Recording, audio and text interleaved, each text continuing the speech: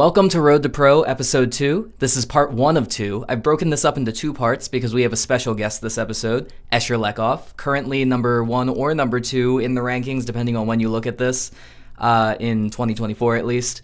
But I wanted to break this up into 2 parts because there's a lot of information in this episode. In this first part, Escher is going to be going over some gameplay that I played recently, and he also gives some incredible tips as to how to up your level of playing, things to look out for when you're a good player but you want to be a great player, things that I hadn't even considered before, and talks a lot about the importance of drop catching. Also, I want to say this before the video starts, Escher is also teaching classes now online. He, for $50 an hour, you can hop on Discord with him. He'll go over your gameplay, videos, any videos that you have from recent tournaments, and he'll deep dive into strategies that you could be employing, game plan, mental, all of that. Is essentially just having a coach and the coach is the best player in the world. So can't go wrong with that. Incredible value. I'll put his Discord name on the screen here so you can add him there. He'll talk about it as well, but he doesn't really say it until the end of the video. I wanted to say it up front. Thank you so much to Escher for coming on, and I hope that you enjoy.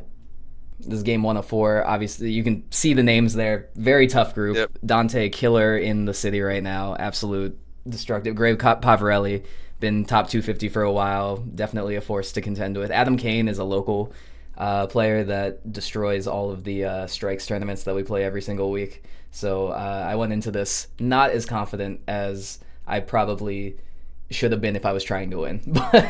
You know, group karma is real. Mm-hmm. It's basically group luck, but we call it karma because it all evens out eventually. Like, you will get the impossible death groups, and you will also get the easier groups. Sure. But honestly, it doesn't matter. It just you got to beat everyone eventually, right? Like, yeah, exactly, right. What's your game plan? What are you thinking about? Right now you're at 18 million. Yes. Right now I have a lot of captive ball lit. So for this, I mean, all fishtails in general, if you're going for captive ball, it's a scary shot, right? So my general consensus is, like, if I'm in multi-ball, I see that as a perfect opportunity to kind of start taking out the captive ball while the ball save's going. Try to get it's not a bad idea at all. Yeah. How many locks do you have? I have 2 locks, so I'm ready to go. Okay. Yeah. All right, so the game plan is easy here. Yeah. You're starting multi-ball, you're starting Rock the Boat, and you're coming out at 100 million, and if you're not, you'll play video mode, and you'll get there. Yep. Yeah. Was that your plan stepping up? Yeah, I wanted to get that multi-ball ASAP. You can definitely live catch and just hit it on this one. Yep. So that was the plan. Obviously, I'm a little nervous walking up, so you'll see things don't quite go to plan. This was a little bit more of a climb than I wanted it to be, but that was the initial. I was like, I got all these captive balls. I need to hit them. Do it as safely as possible, right? I got the rag. You got the rag. All right. So I obviously horrible little late, but yep. Ball save gone already, and just trying to get control. I can definitely see you're a little nervous here. Yep. Okay, so are you a post passer or you shoot left ramp? I am a shoot left ramp usually. The post pass on this, I wasn't feeling 100% on. Although I did go for it there. Yeah. So now you're definitely shooting ramp. All right, big shot. Nice. Oh. Reject. Yep. And now I'm back on right flipper.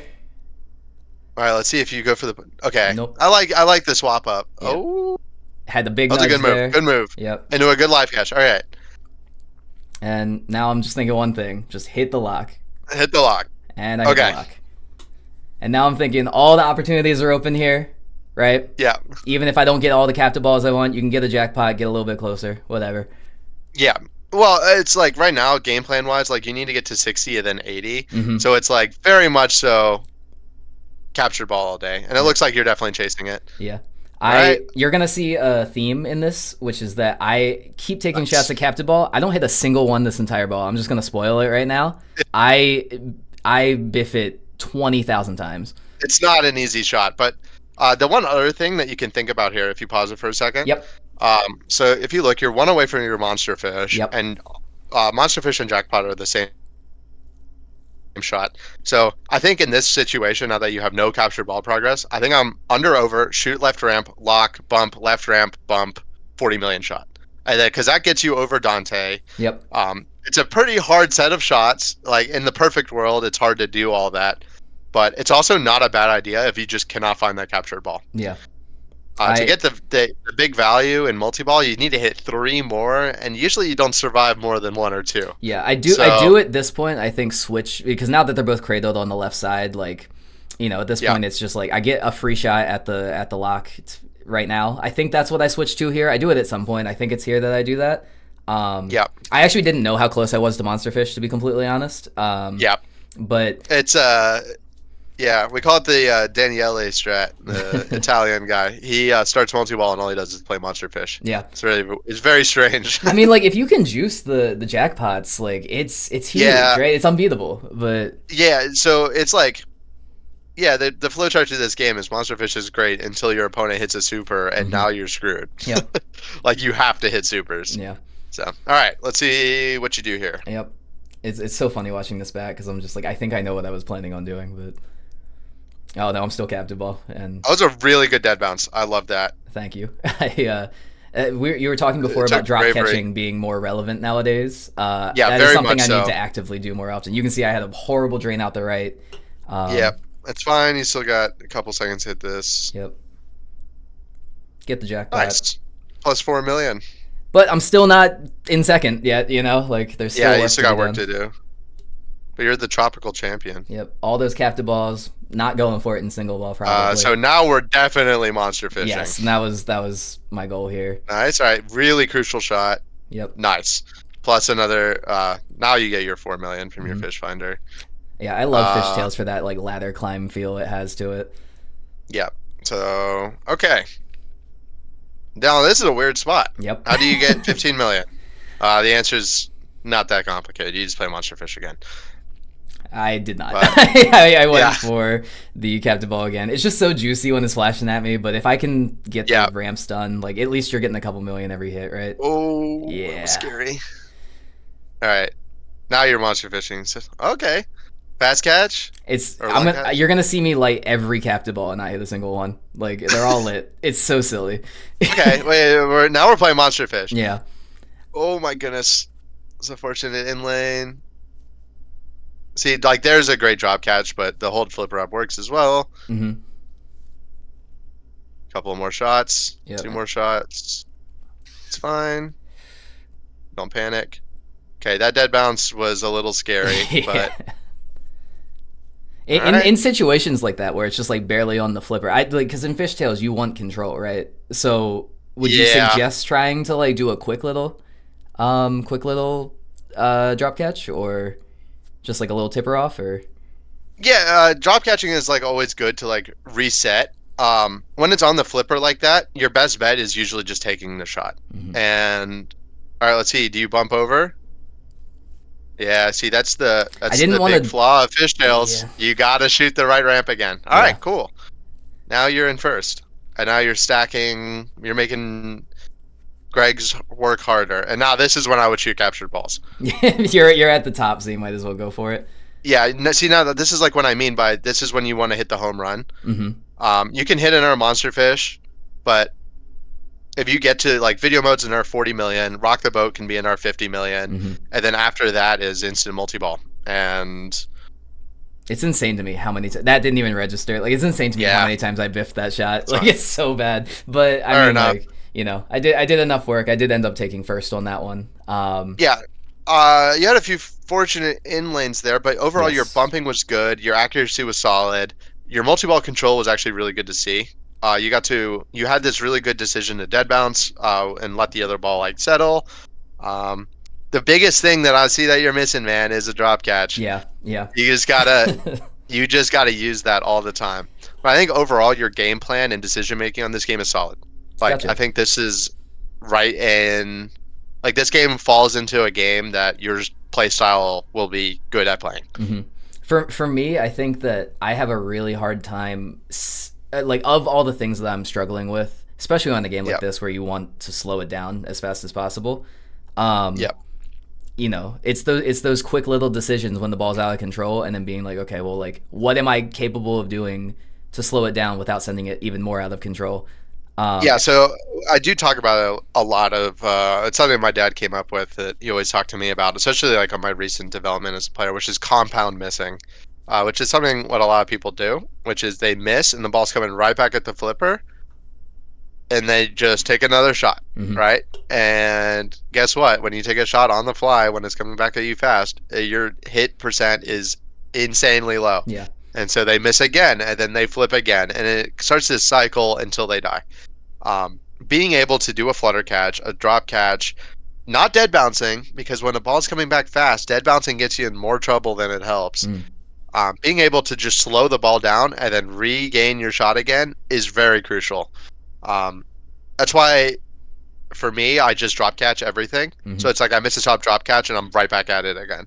And it kind of looks like I'm flailing a little bit, like I am doing those compound misses, but because I slow that ball down with a drop catch or a live catch or whatever I decide to do in the moment, my shot percent on that next shot is way higher. And it's all about just giving yourself that best chance. Yeah. And if you keep flipping, you're not doing yourself any favors. But I didn't see you do any compound missing. You were pretty good at getting the ball back after a miss. Do you find that you have better shot percentage not fully cradling, but just kind of like settling it and then letting it go again? Yeah, well, another thing I do talk about a lot is when you take a shot on the flipper, there's three different ways to aim. Or like three different timings. There's from a cradle, there's from a drop catch or a live catch, or when the ball is starting like halfway on the flipper, and then there's also from an in lane. And all three of those shots are different, and that's just something you get used to with time. But being able to think about, like, okay, I'm missing early from a cradle, but I'm hitting it from on the fly. I think one of the best examples of this is the Cora shot on Tron. Yes. Right? Yes, yep. Sometimes on some Trons, from a cradle, it's money. Other times, it feels impossible.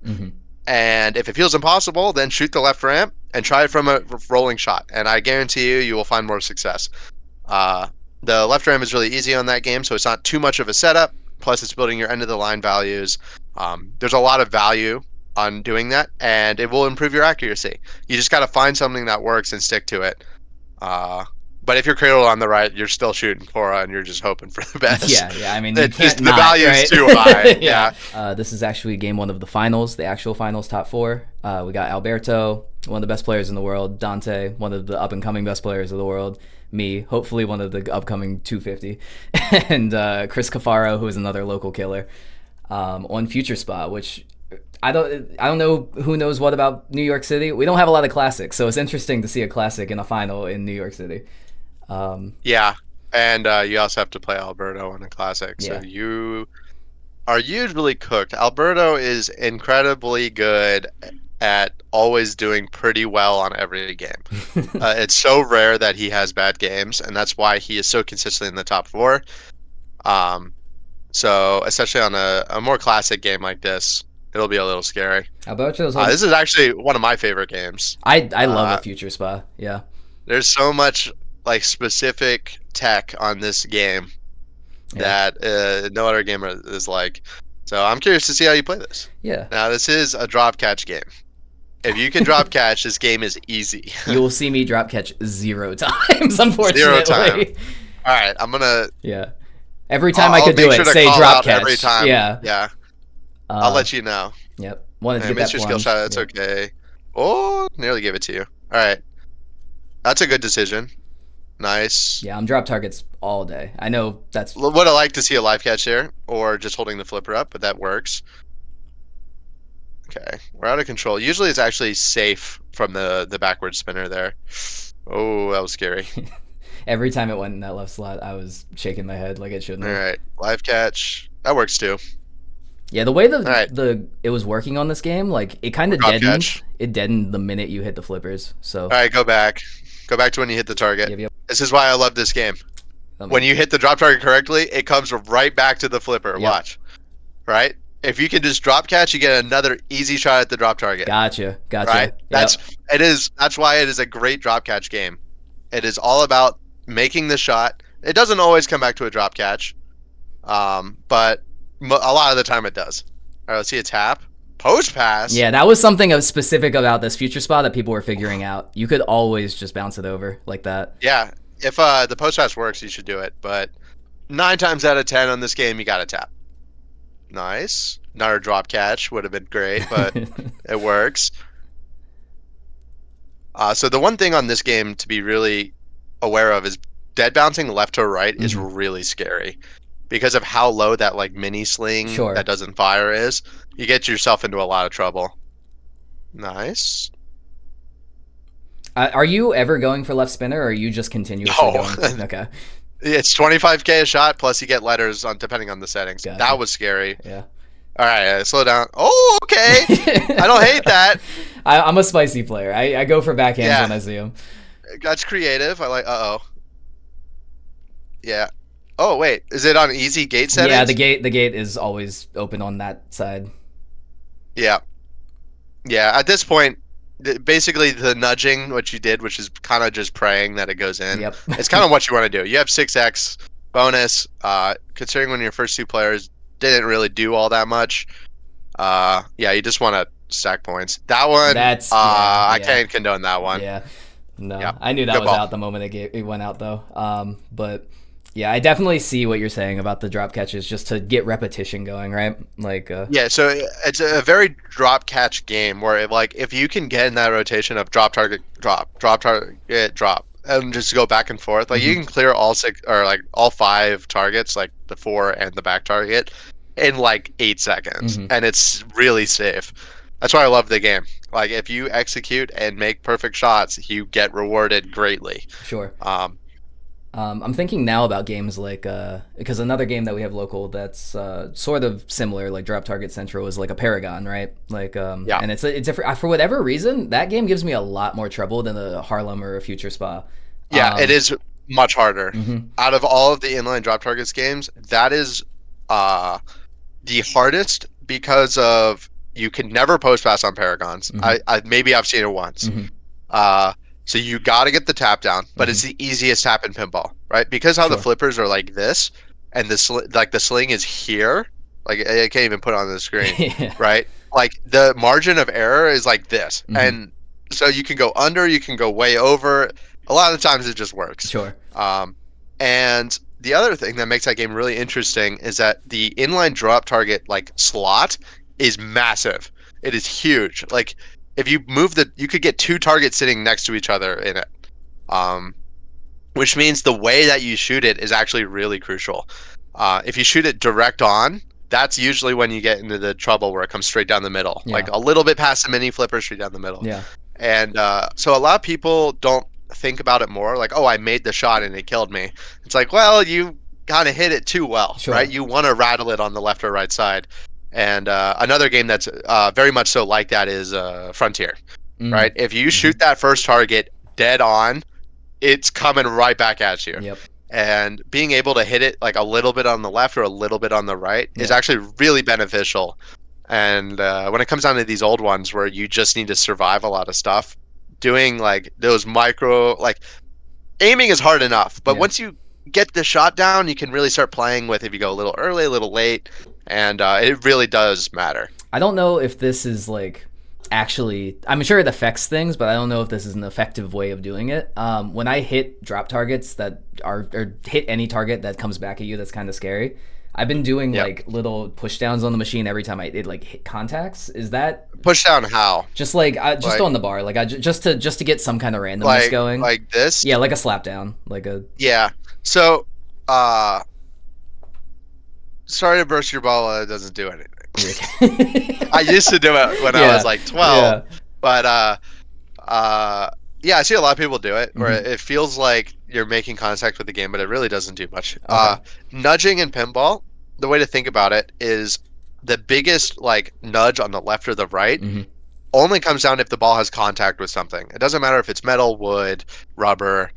It just depends on how much you give it. It's more about timing than it is about strength. That's why when you short plunge on a game like Metallica, you bump off the rail, right? And you don't have to bump very hard at all to get a good feed. And versus like if it's coming straight down the middle and you do a bump, that's not doing anything. Like the ball is moving, there's no contact being made. That's why you have to do a slide save where you like move the entire game over. Because you're moving the flippers, not the ball, right? Yeah. And so nudging and saving is very different. for example, I think it's a good example. It's like if you ever saw the Zach McCarthy save on Jaws at Papa, where he wicked shimmied the shit out of the game and brought it back incredible. in. Yeah, it was great because the game was actually tilty. I don't know how he got away with it, sure. but yeah. So it's like the ball is coming clean down this pretty big out lane, and the only way that he could get any play with it is by going back and forth. So it was more of like we call it wicked shimmy, where you just like shimmy the game really like gently and fast. You just get like the ball moving. So like on a game like this, if it's well, this game isn't a good example, but like a game like Frontier, where it's wood and metal and it's like kind of slow rolling out, and you just go like you vibrate your hands, it'll just go vibrate and it'll just come past and back in. Gotcha. So would you say it's like by making that contact, instead of being 100% of the way out, it's like a 50-50 of whether it like rattles out? Exactly. Yeah. Right. It's going to be out 70-30 on Jaws. Sure. It's really annoying that the rubber was in because like the rubber is like my least favorite part of that game, like that whole out lane. But because he did this side to side, it gives him way more chance to actually get that ball back. Right. And so like another game or any game that has a in-lane out like Fathom, Skateball, games like that. I'm trying to think. There's like Embryon, right? Sure. I don't know if you've played any of those, but Fathom, it has but... yeah, it has like the out lane is the in lane and the in lane's the out lane. Okay, gotcha. Right, and if you just kind of watch it go down, you got like 10%. Maybe it like rattles at the bottom and you get it back. Yeah. But if you shimmy it side to side, and so it has a little bit of play going back and forth. Instead of having no chance, now you've given yourself an opportunity that maybe when it comes out, it's bouncing towards the rubber. And then what you do is it hits the rubber, and then you bump it, and then it bounces out, hits the rubber, and then comes back in. Sure. If you want an example of that, at the UK Open on Skateball and Classic semifinals, I think probably a perfect example of it. It's not a guaranteed save, but it also just gives you hope. And like that's kind of the best you can go for sometimes, right? That's the mental, right? You gotta be like excited to keep playing and know you're gonna stay alive, or hope at least. Yeah, exactly. And especially when you know the game isn't very tilty, it's good to just try. It's better to try than just watch it and just hope that you get that like 1 in 10 chance and maybe you just get the right bounce. Right. I always talk about karma in pinball.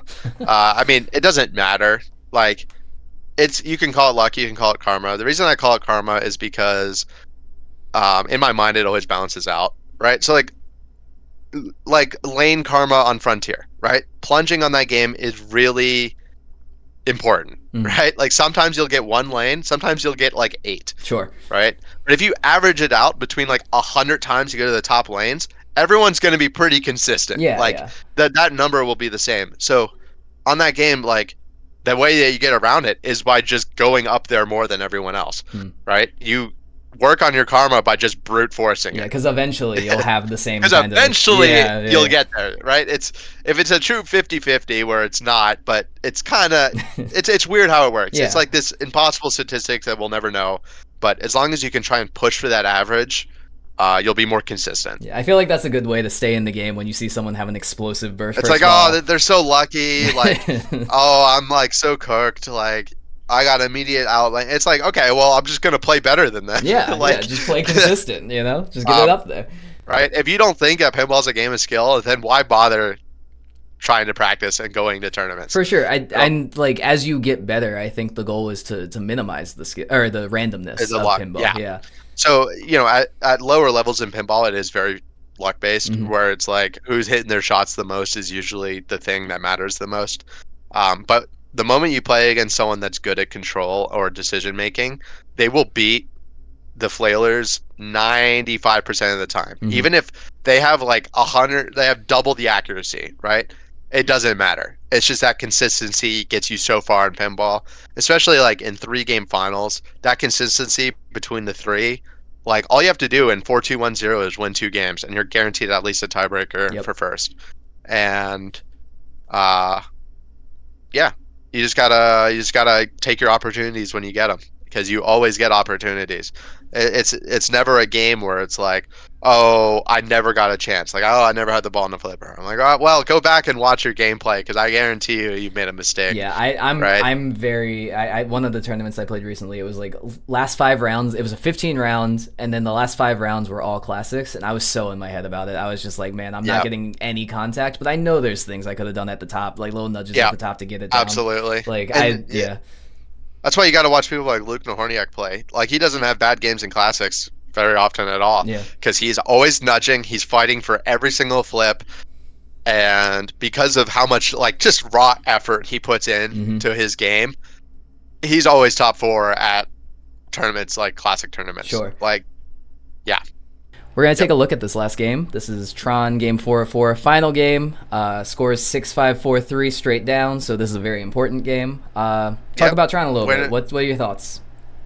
Well, going into this, you're the 4, which means if you win, you're guaranteed at least a tiebreak for first. So you should be playing this game to win. Yes. Which does not really change your plan at all. Because all you do in this game is you play core and light cycle, and you stack it as many times in the game as you can. A lot of people are like, oh, we'll see a simulation. Or it's like, yeah, okay, shoot the disc 16 times and come back to me and tell me that I've gotten there twice, and I feel like in tournament, and I feel like it's always a trap. It's just like a time sink. It's a time sink, and unless you have a bunch of your items already finished, it's not good. I don't worry about it until I have basically everything done, and then if you have everything done and you go in to see a simulation, it's an instant 50 million, which is kind of insane. Yeah. Or I always save disc for last. And if a disc is your last thing, and let's say you have Flynn, Gem, Clue, and Zeus already completed, or even Korra, what I'll do is I'll start 2x playfield and then intentionally drain out a disc and then start C simulation for that huge bonus at the start. I don't know if I'm at a level yet where I can avoid going for disc and just to wait to get the gem shots. Yeah, exactly. It'll be that's like the deep home run strat. Yeah. But I'm kidding. I mean, at the lowest level, or not even the lowest level, just at the general level. Yeah. You're playing for Korra and light cycle stack. Yeah. That's the goal. Okay, so there's 3 things that you can do here. Yeah. Right? You can go ahead and pause. Yep. Okay. Well, you did one of the things I'll talk about, which is full plunge into the pops and take your right orbit light cycle. Yep. Which is fine. The other one is you short plunge into the scoop to get the ball on the flipper. That's fine too. The other thing is you can super skill shot and start building your end of the line value. I personally opt for end of the line because I shoot the right orbit on this game a lot. Okay. It's a really important shot, and honestly, for me, it's an easier shot than Korra. And it builds your end of the line value a lot. And if you don't know what end of the line is, for anyone else watching, is every time you hit the side ramp, does it, including all the shots like that combo into it, it lights the scoop for a one-time shot for a value that starts at 500k and builds forever until you drain, and then goes back to 500k. So every single time in Tron, if you want to get more points, every ramp you're putting it into the scoop, no matter what. It starts stacking value, and every time you do a combo, it just adds a little bit. If you do a 3-way combo, like if you do like left ramp, Korra, into the side ramp, into the scoop, it adds like a bunch of value. The one thing though is in multi-ball, you cannot build the value. So I actually didn't know that. Yeah, so going into your multi-ball, if it's like the base value, it's 500k, it's like kind of chump change. But if you, like before your first light cycle, hit like 3 or 4, and then now it's like a 1.5 million base. So every time in ball save, it kicks the ball around, you hit a side ramp into the scoop, it's just like 1.5 million, 1.5 million, 1.5 million.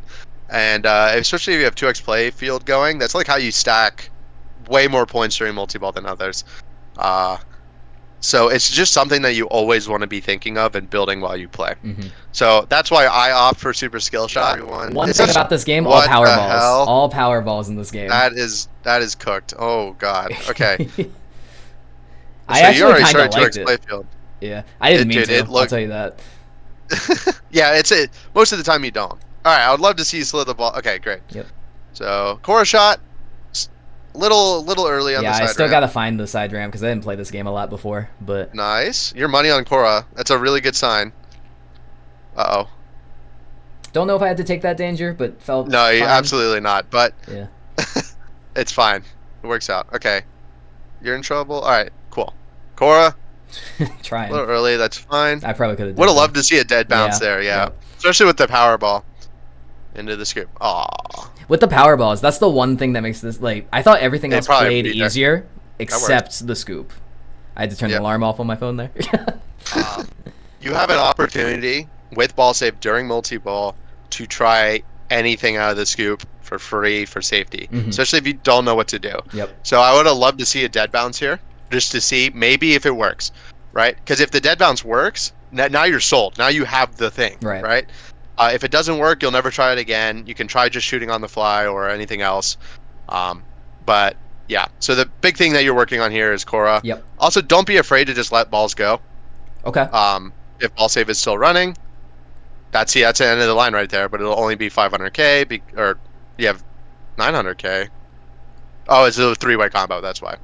I was gonna say that's weird.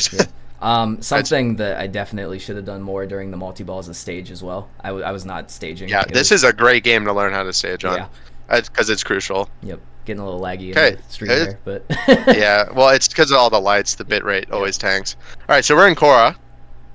Do you always stack? Time. Some people don't stack. Yeah. Because what you want to do is you want to slow it down, get to control. You want 2 on the left, 1 on the right. You go left ramp, spinner, gem shot. This is crazy. All right, so now the moment your ball save turns off, you add a ball. It doesn't matter if you have 3 balls in play. Yep. Even if you have 4, just you don't want to be the chump that doesn't add a ball in Cora. Like, that is the biggest thing. All right, so now this is your last ball save. Yep. You're working on getting to a cradle here. Yep. Right? Maybe. I don't know. I was maybe. like, when I have this many balls, I go crazy. When I have this many balls, I'm just gonna play it until I get at least 3 and then slow it down. Dude, the balls look like bigger than normal. No, they are. It's the power balls. Yeah. This is crazy. Oh, yeah. This is fine. All right. Really would love to slow down here. All right, nice. Left ramp or just Cora. It works. Dude, this game. All right. Pause for a second. Yep. Okay. Ooh.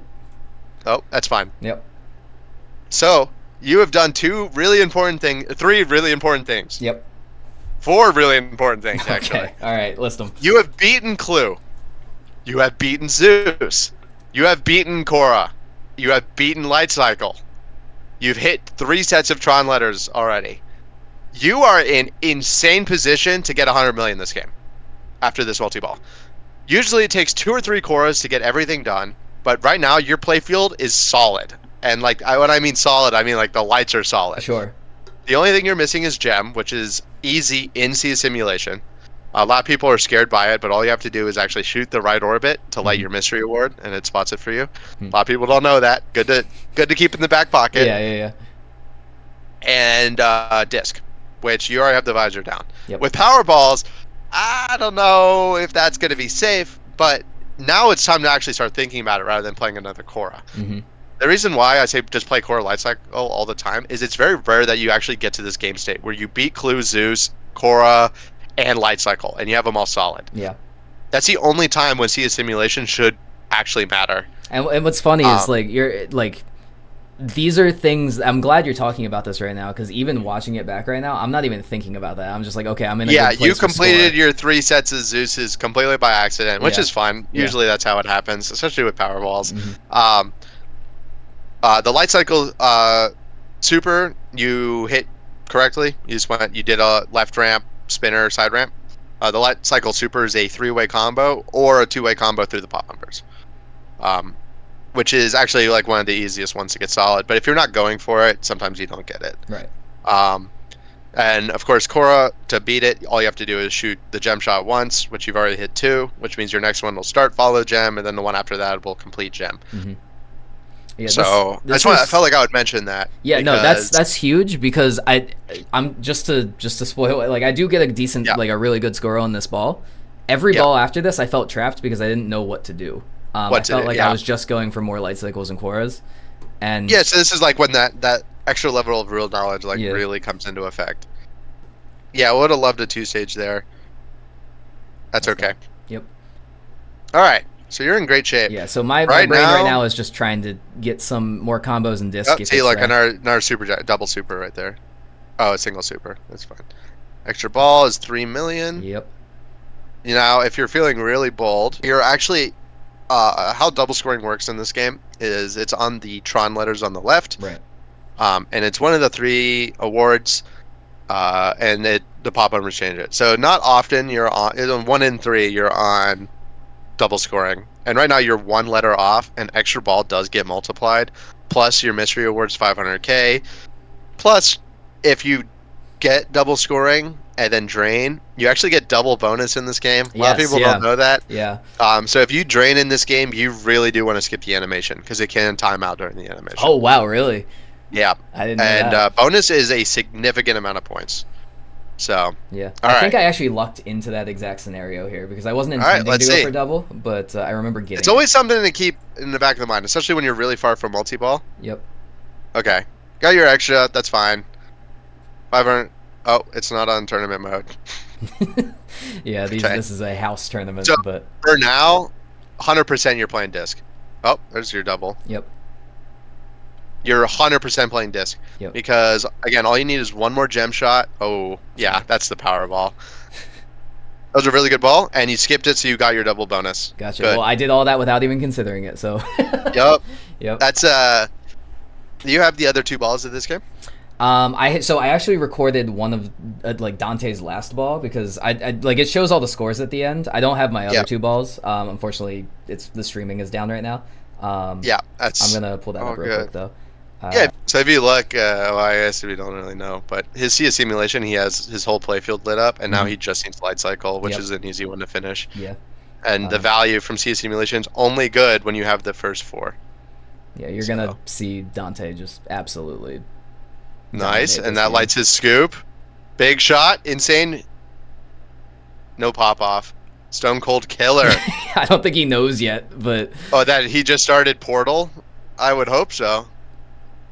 Yeah, I mean, like, he has it there. He just walks. The walk off is so good. Last game, last ball. Because you beat those first ones, like all the easy ones at the start. It's it's easy to just like nuke the game. Gotcha.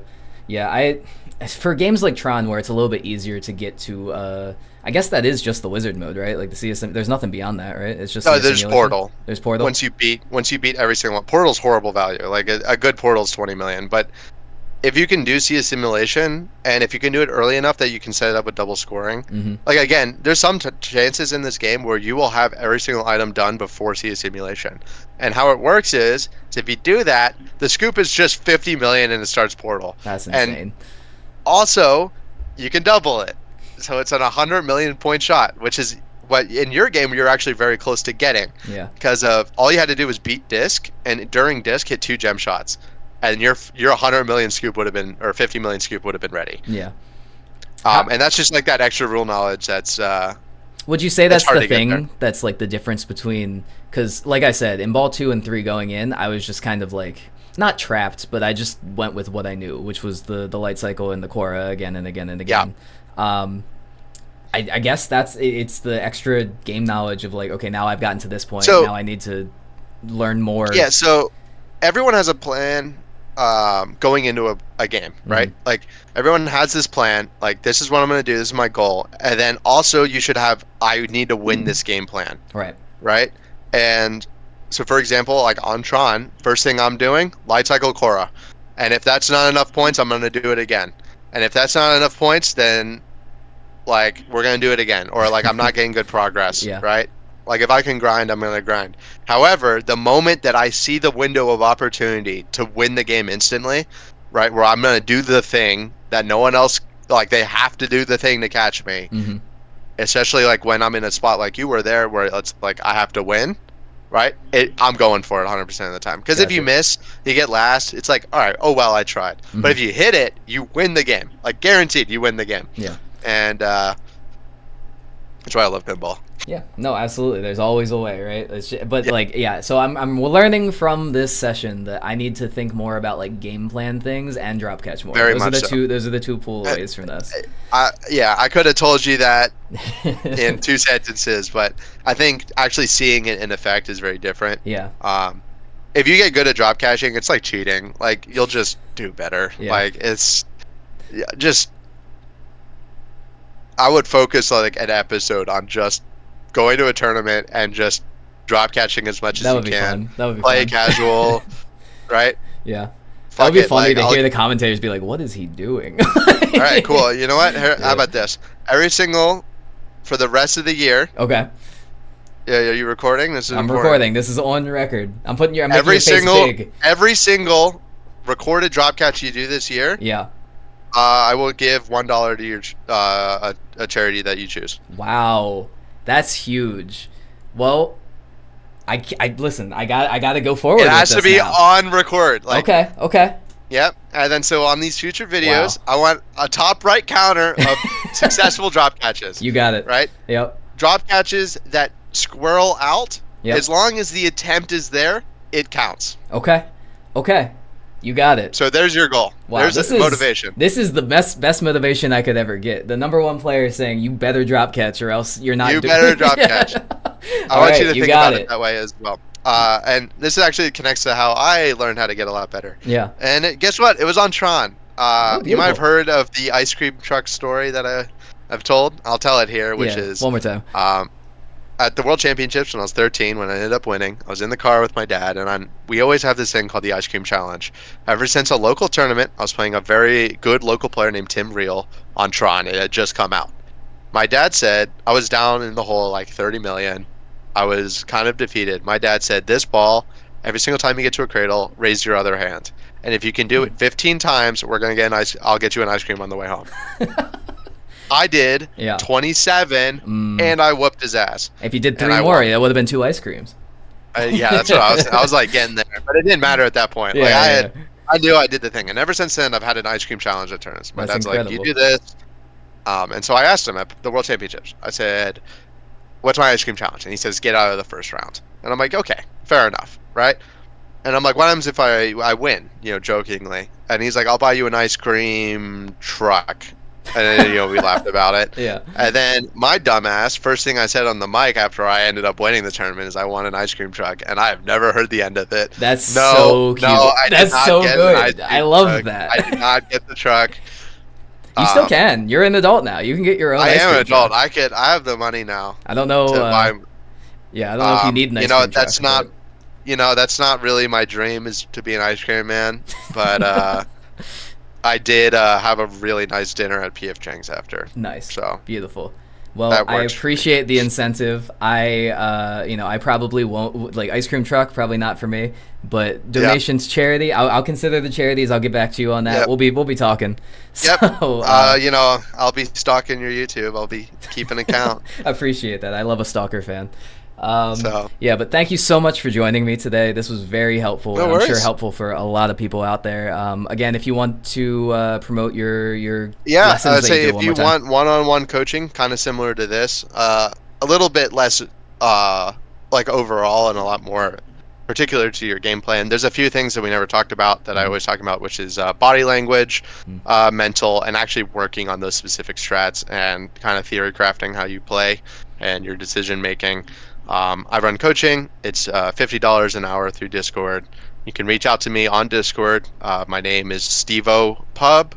I'm sure you can put it on the screen for me. Yep. And just add me on Discord. Shoot me a message saying like, hey, for coaching. The one requirement though is I need footage of you playing.